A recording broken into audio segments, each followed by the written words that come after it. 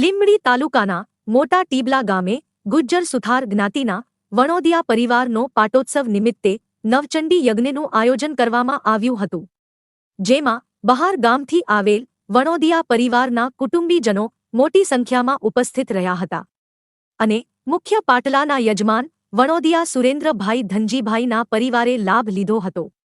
તમામ માહિતી અમારા સહયોગી શ્રી હસમુખભાઈ વડેચા દ્વારા આપવામાં આવી હતી.